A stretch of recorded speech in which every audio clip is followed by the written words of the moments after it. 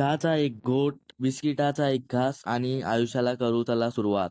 मग सुरुवात केली मेकअप करून डॅशिंग दिसायला लागलो. पण लोक म्हणाले हा पिक्चरचा साइड हिरो आहे का? मग मम्मी म्हणाली खूप छान दिसतोय, पळतो का क्लासला, नाहीतर खूप वाईट परिणाम होतील. वाईट परिणाम म्हणजे पोटभर शिव्या. मम्मीची बडबड खाऊन आलो क्लासला, पण इथे येऊन बघतोय तर शटरला अजून कुलूप होता. क्लास बंद पाहून देवळात गेलो आणि देवाला म्हटलं हे कुलूप तूच उघड, नाहीतर मम्मी उघडेल.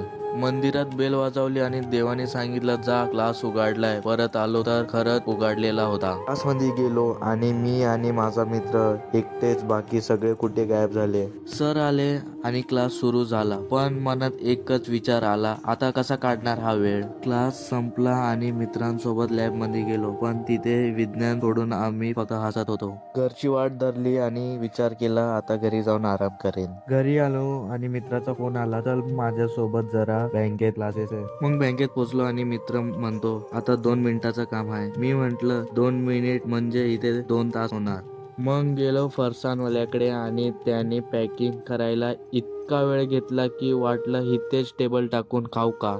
घरी आल्यावर फेस वॉश केला, पण तोंडावरची धूळ इतकी होती की वॉश बेसिन म्हणत होता आता माझं पण साफसफाई कर.